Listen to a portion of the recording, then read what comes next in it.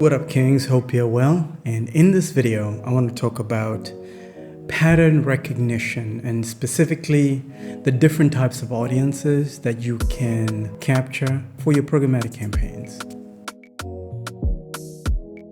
It's been my experience from working in different agencies that most of the strategists and most of the media planners have no clue about the audiences that they're buying. They don't really go all in, deep dive into understanding the audiences that they're targeting for the simple fact that they're most likely too busy, right? It's not their fault. Not only that, they might not be part of these audiences that they're targeting. Let me give you a perfect example.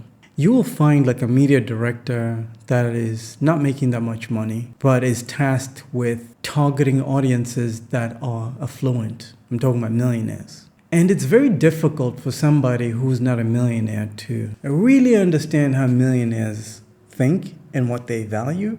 I mean, you could do some research. I mean, there are tools out there like ComScore, including ChatGPT, obviously. There's some AI, I'm sure, right now. But ComScore is one that comes to mind because you can do audience research and then get an index.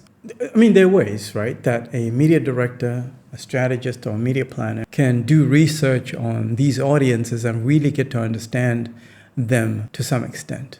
But nothing comes close to being part of that audience group and being able to understand beyond just this data that you're getting from places like ComScore. It is in your best interest to be well-versed in how they behave. I'm not talking about just through research online. I'm talking about being out in the field and interacting with some of these people. Now, I know it's not easy. I know it's very difficult to do, but there are ways to do that.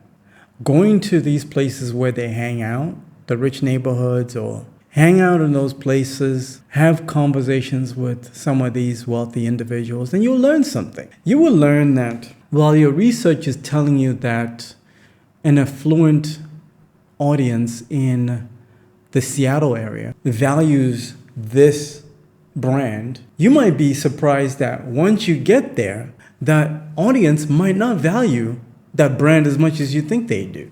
Maybe they have some reservations about that particular brand. People with money are very self-conscious and self-aware about their image. So they might not be able to tell you the truth online because they don't want their information out there like that. But if you have a frank conversation with some of these people, maybe at a cafe or restaurant, they might tell you some cool stuff that you can use for your targeting or for your messaging for your campaigns. Like I said, it's not easy. It requires you to go that extra step, that extra mile that a lot of marketers are not willing to do anymore. I truly believe the future of the ad business is going to be going in depth and really understanding some of these audiences that you're reaching out to. Second example is another audience that is often ignored, disrespected, and not really paid attention to is the males between 18 to, let's say, 34 demographic, outright ignored by a lot of brands nowadays.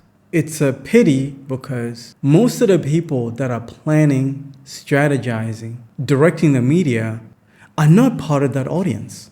It's going to be very difficult for you if you're not a male between 18 to 34 to truly understand the values of this audience. But there are ways to gain more information beyond just the ComScores of the world or all these media tools that you use.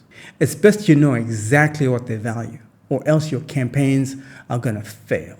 All you're going to be doing is pumping in money into your campaigns. And you're going to be wondering, why are my campaigns not converting? Well, it's because your messaging sucks. My role has always been in activation, meaning like I'm in the platform, the DSPs, whether it's the Trade Desk or DV360, setting up these campaigns. So when I get the strategy or the media plan, I look at it, I'm like, I already know this thing is going to flop because the strategy is off, the creative sucks, the messaging sucks. And there are people usually in these agencies who have an interest in keeping a job. And I respect that. I'm not hating. Their job is to keep their job. At least 75% of agency employees are deadweight. Most of the productive people are only about 25%. To say we got 50 people, but To be honest, like just 10 of them are like really top performers. So if you're a top performer and you're seeing a strategy that is coming from the other 75 that is not top performers, it's very difficult for you to push back on that. So you just keep your mouth shut. So I get it. This is why you see a lot of these campaigns that are coming out nowadays are completely trash. There is nobody to tell them the truth that, hey man, you want to target men 18 to 34? And you're excluding audiences that love gaming? Are you crazy? You should be prioritizing audience members that love gaming, because that's what men 18 to 34 are doing all day long. Playing video games, escaping reality.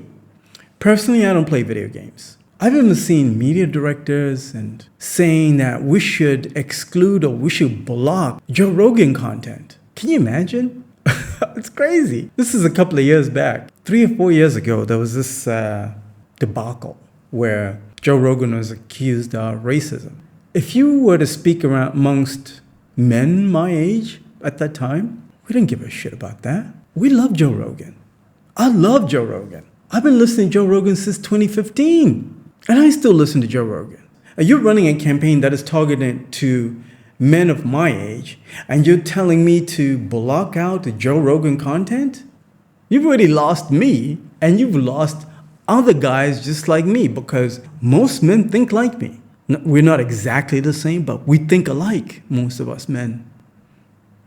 We have people that we look up to that inspire us, like Joe Rogans of the world, Andrew Tates of the world. And most of these media directors that are controlling these big budgets that are targeting to these demographics, they detest Joe Rogan, they detest Andrew Tate.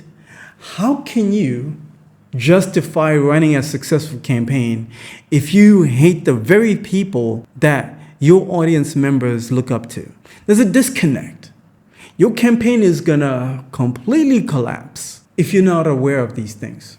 When was the last time that you listened to Joe Rogan? When was the last time that you listened to some of these YouTubers that are inspiring this demographic?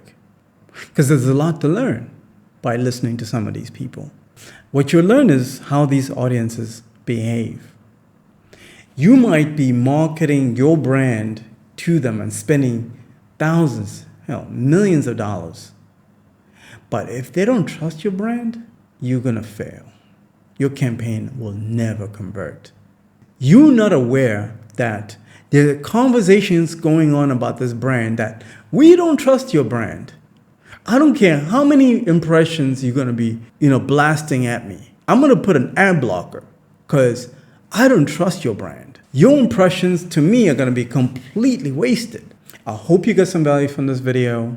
If you're interested in running really good campaigns that are converting and you want to get the best strategy possible, if you want to run the best programmatic campaigns or the best strategies, let's talk about it. I'll put a link in the description of this video. Schedule some time. Let's make sure all your campaigns are performing well in 2025.